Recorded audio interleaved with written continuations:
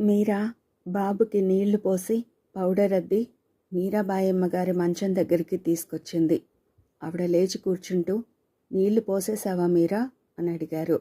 ఆ పోసాను బామ్మ అంటూ రబ్బరు బట్ట మంచం మీద పరిచి దానిమీద బొంత ఇంకో బట్ట పరిచి బాబుని సున్నితంగా పడుకోబెట్టింది. ఆ కళ్ళల్లో ఎంత అపురూపమైన భావం. బాబుకి ఎక్కడ నొప్పెడుతుందోనని భయం. బాబు గట్టిగా ఏడిస్తే ఎక్కడ అలసిపోతాడోనని భయం. మీరానే తదేకంగా చూస్తున్న మీరాబాయమ్మ గారు అడిగారు, అమ్మ ఏం చేస్తోంది మీరా? దొడ్లో ఏదో సవరిస్తోంది. అవన్నీ నేను చూస్తాను, నువ్వు విశ్రాంతి తీసుకోమ్మా అంటే వినదు. నువ్వు చెప్పు బామ్మ, నువ్వు చెప్తే తప్పకుండా వింటుంది. మీరా బాబుకి బట్ట సరిగా కప్పుతూ తలెత్తకుండానే చెప్పింది. మీరాబాయమ్మ గారు నిట్టూర్చడం మినహా ఏమీ అనలేకపోయారు. ఆవిడ ఇద్దరి బాధ అర్థం చేసుకున్నారు. కానీ ఓటు ఎవరికి అంటే అది మీరాకేనని ఆవిడకి తెలుసు. మళ్ళీ మీరానే అంది, అమ్మకి మందు అయిపోయింది బామ్మ, డాక్టర్ దగ్గరికి రమ్మంటే రాదు. పోనీ డాక్టర్ని ఇంటికి తీసుకొస్తానంటే వద్దు, తీసుకురావద్దంటుంది. నేను చెప్తాలేమ్మా, నువ్వేం బాధపడకు. బాబు లేత బుగ్గలు సున్నితంగా పుణుకుతూ అన్నారావిడ. 3 నెలలు నిండబోతున్న బాబు ఒళ్ళు చేసి ముద్దుగా బొద్దుగా ఉన్నాడు. మీరా బాబు చేయి తన చెంపకు ఆనించుకుని క్షణంసేపు కళ్ళు మూసుకుంది. తర్వాత అక్కడి నుంచి వెళ్ళిపోయింది. మీరా వెళ్ళిన వైపే చూస్తుండిపోయారు బామ్మగారు. ఏమిటో ఈ మమకారాలు అనుబంధాలును. మీరాని చూస్తే ఆవిడకి చాలా ఆశ్చర్యంగా అనిపిస్తుంది. ఒక్కోసారి కాంతమ్మ బాధ ఆవిడ అర్థం చేసుకున్నారు. ఎన్ని విధాల ఓదార్పు మాటలు చెప్పి కాంతమ్మకి నచ్చ చెప్పాలని చూసినా ఆవిడ సమాధాన పడలేకపోతోంది. దేన్ని చూసి ఇంక సమాధాన పడమంటావు దొడ్డమ్మా? ఇంక జరగబోయే మంచే ఉందని ఆ రోజే నా ప్రాణం తీసుకుంటే ఎంత బాగుండేది. చంటి పిల్లలా బామ్మగారి ఒళ్ళో తలదాచుకుని ఏడుస్తుంటే, ఛ అవేం మాటలు కాంతం. మీరాకి ఎవరున్నారు? దాన్నెవరు చూస్తారు? మందలింపుగా ఆవిడ అన్నదానికి నేనుండి ఏం చేశాను అంటోంది కాంతమ్మ. అలా అనకు, అన్నీ అవే చక్కబడతాయి. అమ్మాయి వింటే బాధపడుతుంది అంటుందావిడ. ఇలా ఇంచుమించుగా రోజు జరిగేదే. కాంతమ్మకి ఆరోగ్యం అంత బాగుండడం లేదు. ఆవిడకి ఒంట్లో ఏం జబ్బు లేదు అంటుంది డాక్టర్. కాస్త తెలుసున్న వాళ్ళు పోయే వాళ్ళతో మనం పోతామా? ఉన్న పిల్లని చూసుకుని గుండె రాయి చేసుకోవాలి అంటారు. అలా ఎవరైనా అన్నప్పుడు కాంతమ్మకి వెర్రి బాధ అనిపిస్తుంది. మీరా అక్కడి నుంచి వెళ్ళిపోతుంది. బామ్మగారు తల వంచుకుని కూర్చుంటారు. ఉపాయం చెప్పింది బామ్మగారే, లేకపోతే సంఘం బ్రతకనివ్వదు. మీరా బామ్మగారి మీదుండే గౌరవం కొద్దీ తల్లి క్షేమం గురించి ఈ మాటకి ఒప్పుకోక తప్పలేదు. అందరూ కాంతమ్మకి ఇంకో కూతురు ఉండేదనుకుంటున్నారు. బాబు ఆ కూతురు చనిపోతూ మిగిల్చిన రత్నమే అనుకుంటున్నారు. మీరా స్నానం చేసి వచ్చేసరికి కాంతమ్మ వంట ప్రయత్నంలో ఉంది. నేను చేస్తానమ్మా, నువ్వెళ్ళు, అసలే ఒంట్లో నీరసంగా ఉంది, నువ్వెందుకు చేయడం అంది మీరా. ఏం నీరసం లేదు, ఆవిడ పొయ్యిలో కట్టెలు లోపలికి తోస్తూ అంది. నువ్వు లేదంటే సరిపోయిందా? లే వెళ్ళు, నేను చేస్తాను అంటూ కూరల బుట్ట తీసుకోబోయింది మీరా. అబ్బా నువ్వెళ్ళు మీరా, ఊరికే కూర్చుంటే నాకు పిచ్చెక్కుతోంది. ఆవిడ మామూలుగానే అనాలనుకున్నా ఏదో విసుగు కోపం తోసుకొచ్చాయి. మీరా ఇంకేం వాదించకుండా వచ్చేసింది. ఇంకేమన్నా ఆవిడ వినిపించుకోదు, చేయడానికి కూడా ఇంకేం పని లేదు. మీరా వచ్చి బామ్మగారి దగ్గర కూర్చుంది. అమ్మ ఏం చేస్తోందమ్మా అని అడిగారు ఆవిడ. వంట చేస్తోంది, వద్దన్నా వినిపించుకోవడం లేదు అంది మీరా. బామ్మగారు మాట్లాడలేదు. బాబు గుప్పెళ్ళు బిగించి నిశ్చింతగా నిద్రపోతున్నాడు. ఉయ్యాల్లో పడుకోబెట్టినా బామ్మ అంది మీరా. ఎందుకు, పడుకొని, లేపితే నిద్ర చెడిపోతుంది. 4-5 రోజులుగా అడుగుదామనుకుంటున్న మీరా ఇప్పుడు అడిగింది. బామ్మ బాబుకి ఏం పేరు పెడదాం? ఏదో ఆలోచిస్తూ పరధ్యానంగా ఉన్న బామ్మగారు ఉలిక్కిపడ్డారు. నువ్వే ఏదో మంచి పేరు చెప్పు బామ్మ అంది మీరా మళ్ళీ. మీరా కేసి ఆవిడ వాత్సల్యంగా చూశారు. మీరాలో ఈ ధైర్యం సడలకుండా ఇలాగే ఉండేట్లు చేయమని ఆ భగవంతుడిని మనసులోనే వేడుకున్నారావిడ. పరిస్థితుల ప్రభావం వల్ల కలిగే మొండి ధైర్యం కాకుండా బాబు మీదుండే అపారమైన ప్రేమాభిమానాలు, వాత్సల్యమే మీరాని ఇంత ధైర్యంగా ఉంచగలిగాయి. అందుకే బామ్మగారికి మీరా అంటే మరింత అభిమానం ఎక్కువ. నువ్వేం పేరు పెడదామనుకుంటున్నావు అడిగారావిడ. నువ్వే చెప్పు బామ్మ, మంచి పేరు ఎన్నిక చెయ్యి. బామ్మగారు 2-3 నిమిషాలు ఆలోచించి, నేను కొన్ని పేర్లు చెప్తాను, నీకేదిష్టమో చెప్పు. ఏమిటవి? ఆత్రంగా అడిగింది మీరా. ఆవిడ బాబుని ఆప్యాయంగా చూస్తూ, బాబుకి పెట్టే పేరు బాబంత అందంగా ఉండాలి. బామ్మగారు చెప్పే పేర్ల కోసం ఆతృతగా, కుతూహలంగా ఎదురు చూడసాగింది మీరా. రాజశేఖరం, చంద్రశేఖరం, మురళీకృష్ణ, మోహన్ కుమార్. మీరా ముఖం నల్లగా మాడిపోయింది. మీరా బామ్మగారు చూడకుండా చప్పున ముఖం తిప్పేసుకుంది. గబగబా చెప్పుకుపోతున్న బామ్మగారు మీరా మొహం తిప్పుకోవడంతో, ఏం మీరా, ఇవి నచ్చలేదా అని అడిగారు. ఇంకేవైనా చెప్పు, ఎలాగో గొంతు పెగల్చుకుని అంది. విజయ్ కుమార్, విజయ్ చంద్ర, ఈ రెంటిలో ఏది బాగుంటుందో చెప్పు బామ్మ, కాస్త మామూలుగా అవుతూ అంది మీరా. నీకే పేరిష్టమో చెప్పు మీరా, శిరస్సు నిమురుతూ అన్నారావిడ. నువ్వేదంటే అదే నాకు బాగుంటుంది బామ్మ, నువ్వే చెప్పు. అమ్మని రాని, అమ్మని కూడా అడుగుదాం. కంగారుగా చూస్తుంది మీరా. వద్దు బామ్మ, ఆ పని మాత్రం చేయకు, ఇంకా ఈ పూటకి మంచం మించి లేవదు అంది.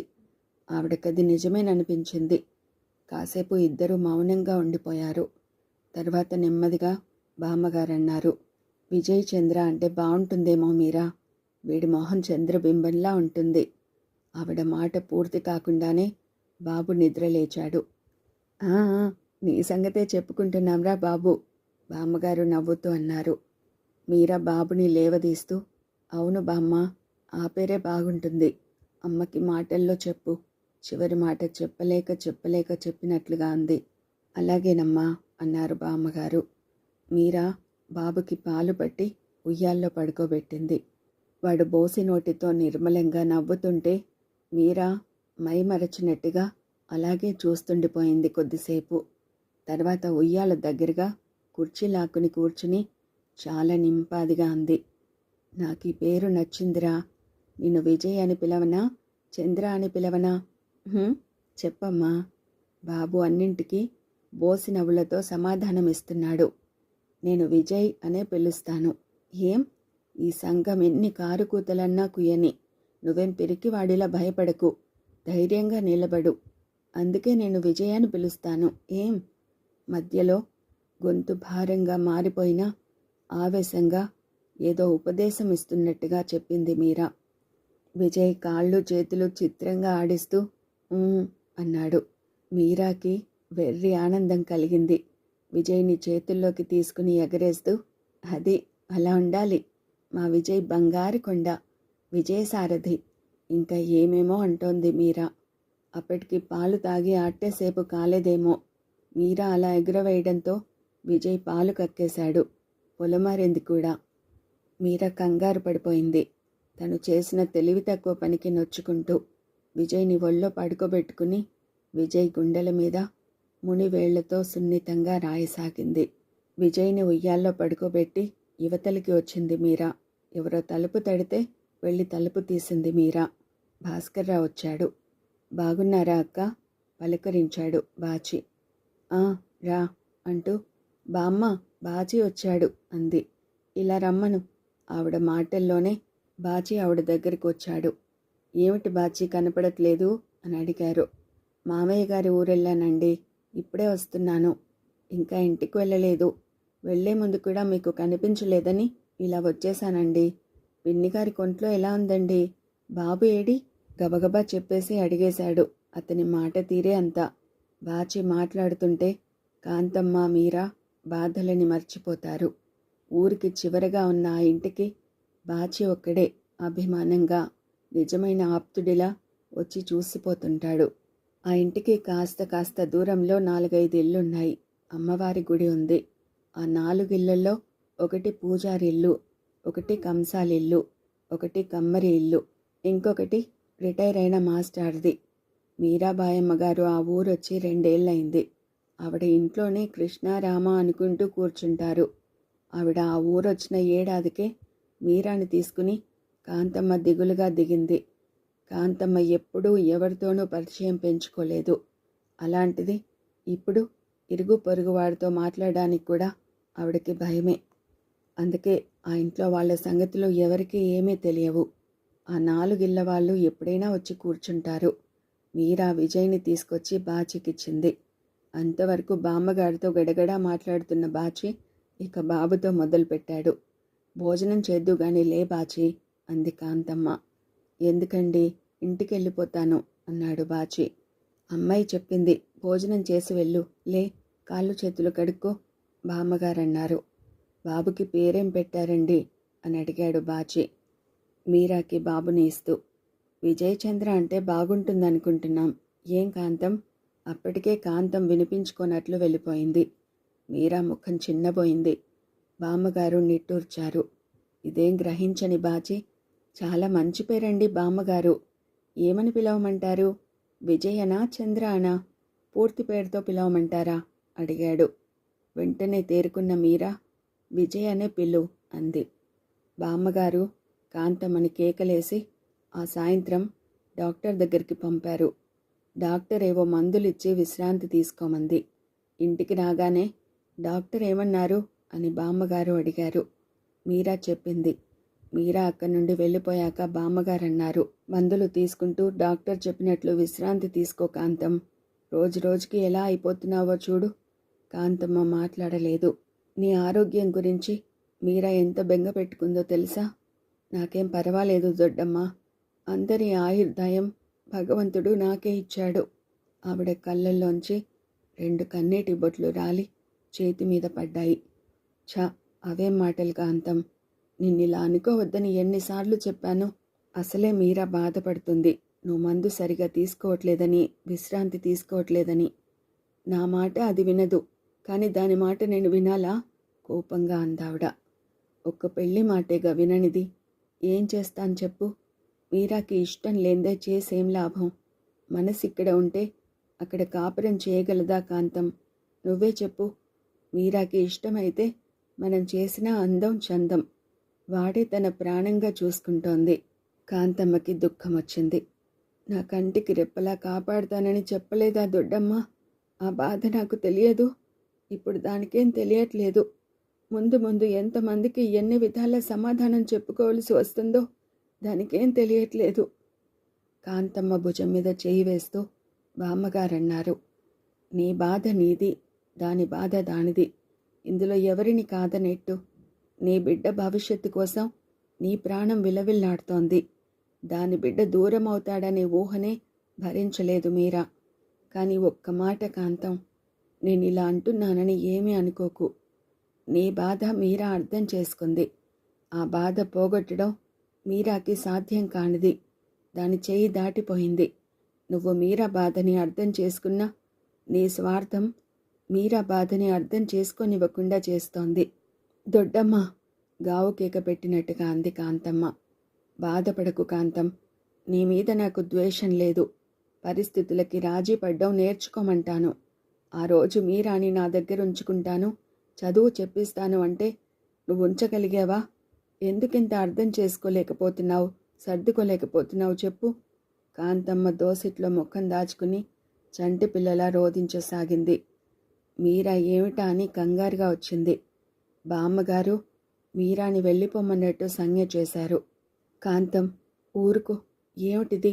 మీరా చూస్తే కంగారు పడుతుంది. మీరాకి మళ్ళీ ఒకసారి చెప్తాలే, ఊరుకో. ఆవిడ బ్రతిమాలి బుజ్జగించి కాంతమ్మని సమాధానపరిచారు. ఆ గొడవేమిటో మీరా వినకపోయినా అర్థమైపోయింది. ఏదో పుస్తకం చదువుకుంటూ ఉయ్యాల దగ్గరే కూర్చుండిపోయింది. కాంతమ్మ నిద్ర రాకపోయినా నిద్రపోతున్నట్లు పడుకుంది. మీరా వస్తుందేమోనని బామ్మగారు చాలాసేపు చూశారు. మీరా చదువుకుంటూ ఉండిపోయింది. ఏం చేస్తున్నావు మీరా? బామ్మగారు పిలిచారు. ఏం చేయట్లేదు అంది మీరా అక్కడి నుంచే. విజయ్ పడుకున్నాడా? ఆ. ఇలా రా. ఒక్కదానివి కూర్చున్నావేం? మీరా పుస్తకం పక్కన పెట్టి లేచి వచ్చింది. చిన్నబుచ్చుకున్న మీరాతో ఎలా కదపాలో ఆవిడకి అర్థం కాలేదు. జాలేసింది ఆవిడకి. ఇష్టం లేని పని మీరా చేత ఒప్పించడం బామ్మగారికి సుతరాము ఇష్టం లేదు. కాంతమ్మ కోసం ఆవిడకి అడగక తప్పదు. మొదట్నుంచి మీరా ఖచ్చితంగా చెప్తూనే ఉంది. ఇప్పుడు అదే సమాధానం వస్తుందని ఆవిడకి తెలుసు. అలా ఉన్నావేం మీరా? తెలిసినా తెలియనట్టే అడిగారు. ఎలా ఉన్నాను బామ్మ? అంతా విన్నావు కదా మీరా. అమ్మని అర్థం చేసుకోమ్మా. నేనేం వినలేదు బామ్మ. అమ్మని కావాలని నేనెప్పుడూ బాధ పెట్టలేదు. తల్లిని కావాలని ఎవరైనా బాధ పెడతారా? కూతుర్ని తల్లి మాత్రం బాధ పెడుతుందా? చెప్పు. అమ్మ ఏం చెప్పినా నీ క్షేమం కోరే కదమ్మా. ఏమిటి బామ్మ? అమ్మ అభిప్రాయం నీకు తెలుసు కదమ్మా.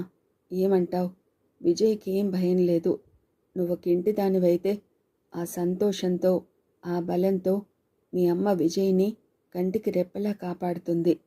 మీరా మాట్లాడలేదు.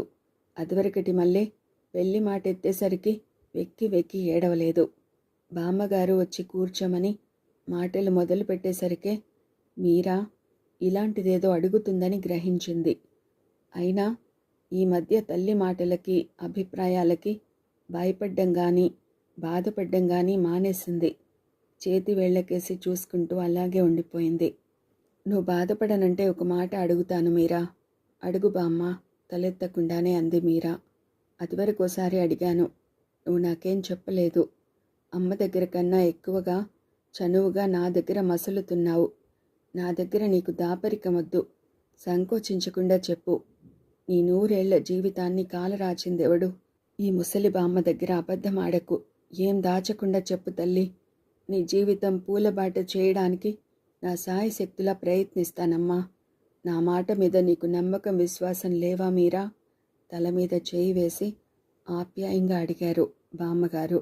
దుఃఖాన్ని ఆపుకోవడానికి విశ్వ ప్రయత్నం చేసి ఓడిపోయింది మీరా. దోసిట్లో ముఖం దాచుకుంది. ఎన్నాళ్ళుగానో నిగ్రహించుకుంటూ వచ్చిన దుఃఖం కట్టెలు తెంచుకుంది. మీరా, నిన్ను బాధ పెట్టడానికా? ఊరుకో. నువ్వెంతో ధైర్యంగా ఉంటావనుకుంటే ఇదేమిటి? ఊరుకోమ్మా. కొంతసేపటికి మీరా సర్దుకుంది. నా మీద కోపం వస్తుందా మీరా? నీ మీద నాకు కోపమా బామ్మ? అసలు నాకెవరి మీద కోపం లేదు. పోనీ ఇది చెప్పు, నా మాట మీద నమ్మకముందా? నమ్మకమే కాదు, చెప్పలేనంత గౌరవం భక్తి ఉన్నాయి బామ్మ. మరి నేను అడిగిన దానికి ఇలా దాటేస్తావేం తల్లి? నేను అర్థం చేసుకుంటానన్నానుగా.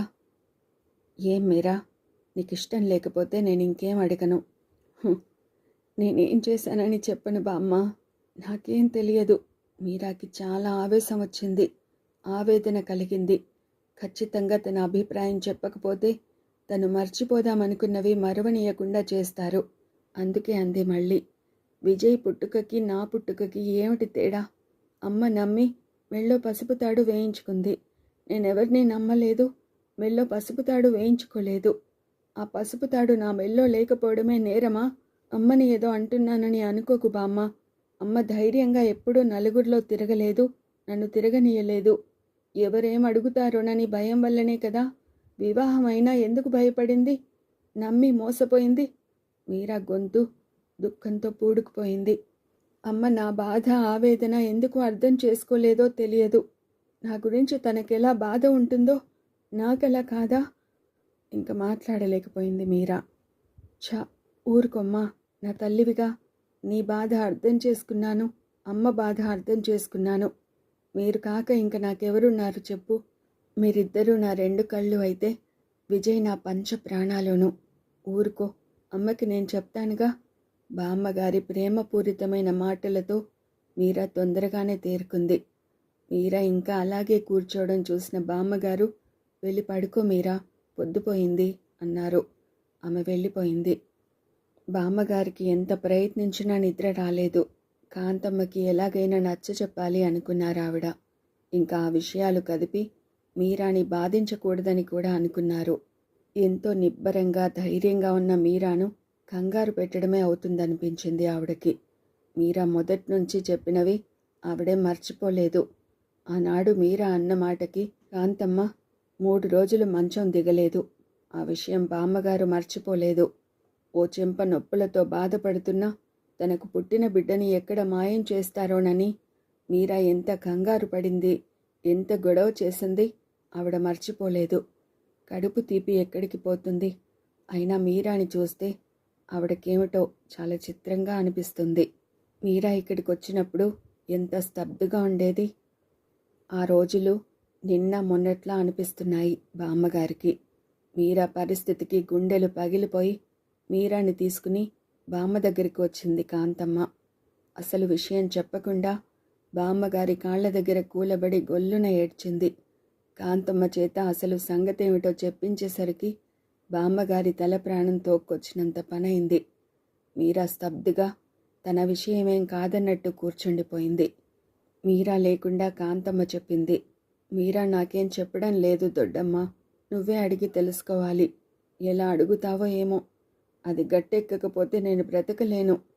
బామ్మగారు ఎన్ని విధాలా బుజ్జగించి అడిగినా ఒకటే సమాధానం, నాకేం తెలియదు, నాకేం తెలియనప్పుడు నేనేం చెప్పను అని. మనిషి ఏమన్నా షాక్ తిందా అనిపించింది మొదట బామ్మగారికి. మళ్ళీ అది కాదనిపించింది. బామ్మగారు 4 రోజులు అడిగినా మీరా ఏం చెప్పకపోవడం చూసి కాంతమ్మ విరుచుకుపడింది. నా మాట లెక్కలేనప్పుడు ఇంక నేనెందుకు? ఈ బాధకి నేను తట్టుకోలేను, ఏదైనా మింగి చేస్తాను. కాంతమ్మ ఏడవడం మొదలెట్టింది. కాంతమ్మ ఇంకా హైదరాబాద్ వెళ్ళనంది. మీరా మనసులో ఏముందో ఎవరికీ తెలియదు. తల్లి ఏమన్నా మౌనంగా ఉండిపోతుంది. కాంతమ్మ ఇంకా హైదరాబాదు వెళ్ళనంది. కాంతమ్మ ఇంకా హైదరాబాదు వెళ్ళననడంతో వయసు భయపడుతున్నా, ఒంట్లో ఓపిక లేకపోయినా మీరాని కాంతమ్మని తీసుకుని మద్రాసు చేరుకున్నారు బామ్మగారు. రోజులు గడుస్తున్న కొద్దీ కాంతమ్మ గుండెల్లో రైళ్లు పరిగెడుతున్నాయి.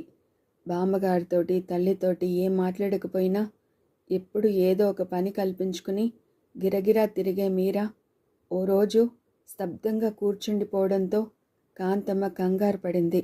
బామ్మగారు అడగ్గా ఏమిటోలా ఉంది అంది మీరా.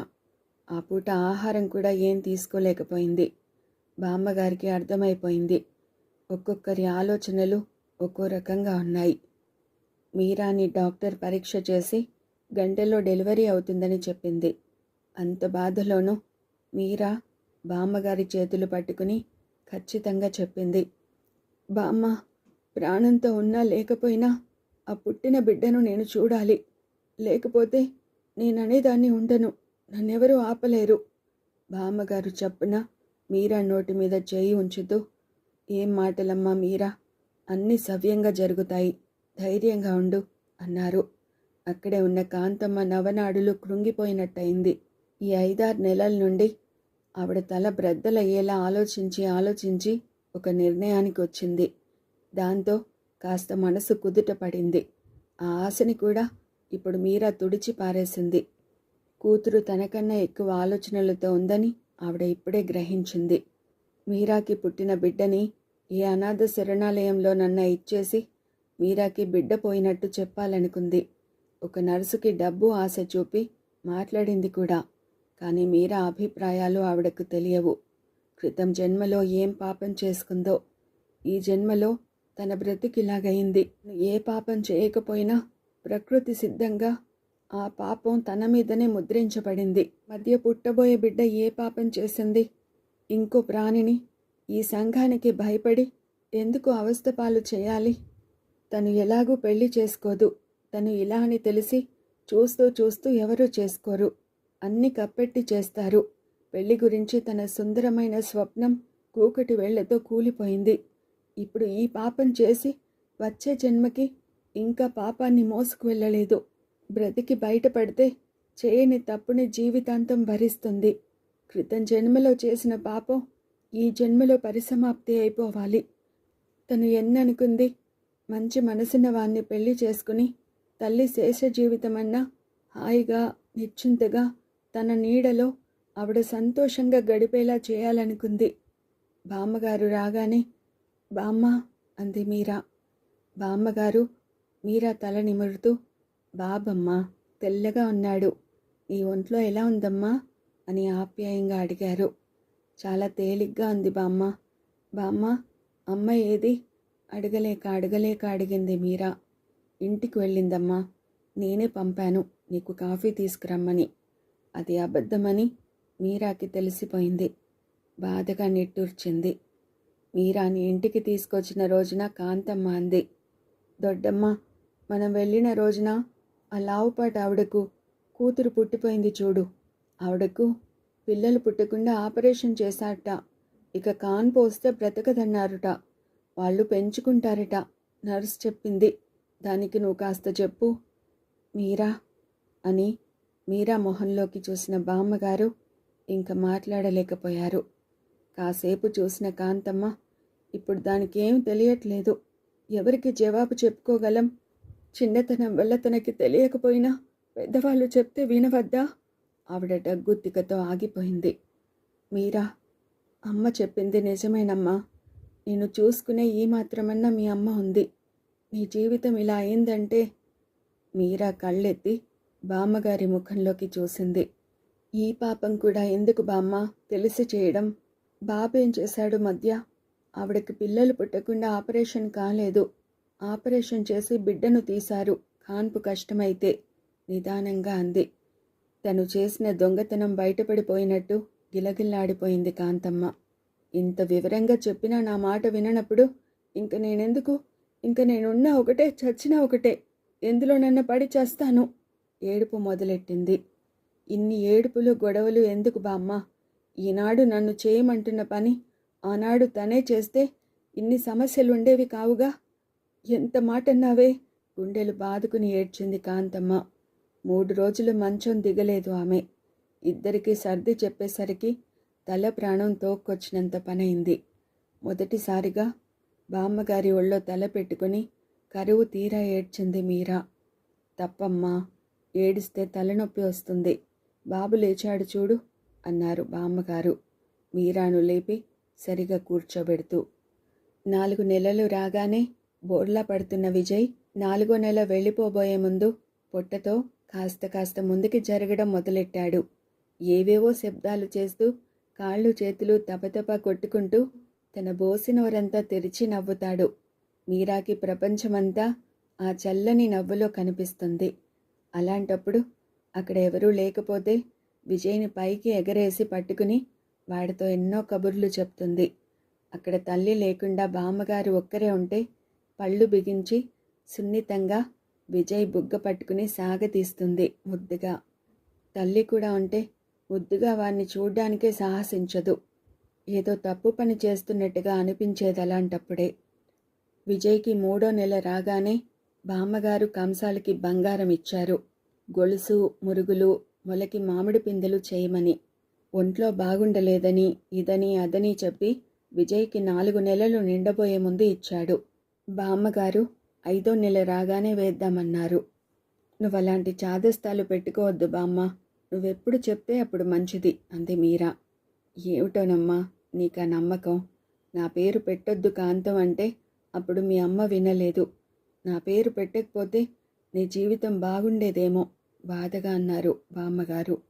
అదేమిటి బామ్మ, నీ పేరు బలం వల్లే ఇలా ఉన్నాను. లేకపోతే ఇంకా ఎలా ఉండేదాన్నో. ఏమిటి వాళ్ళు ఇలా మాట్లాడుతున్నావు? ఆవిడోసారి కళ్ళు మూసుకుని తెరిచి, ఏమిటోనమ్మా, నువ్వు మీ అమ్మ ఒకరినొకరు అంటి ముట్టనట్టు తిరుగుతున్నారు. నేనెన్నాళ్ళుంటాను చెప్పు? బామ్మ భయంగా బాధగా అంది. అలా అనకు బామ్మ, విజయ్ని నువ్వే పెంచి పెద్ద చేయాలి అంటూ బామ్మగారి 2 చేతులు తన 2 చేతుల్లోకి తీసుకుంది.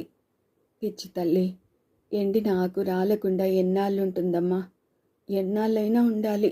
ఉంటుంది. నువ్వలా మాట్లాడకు బామ్మ, నాకు భయం వేస్తోంది. మీరా గొంతు వణికింది.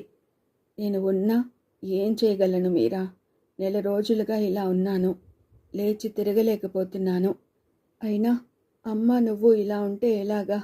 అమ్మ మాటలు పట్టించుకోక నువ్వే అమ్మని మాట్లాడిస్తుండాలి. అప్పుడు అమ్మకి ధైర్యం చిక్కుతుంది.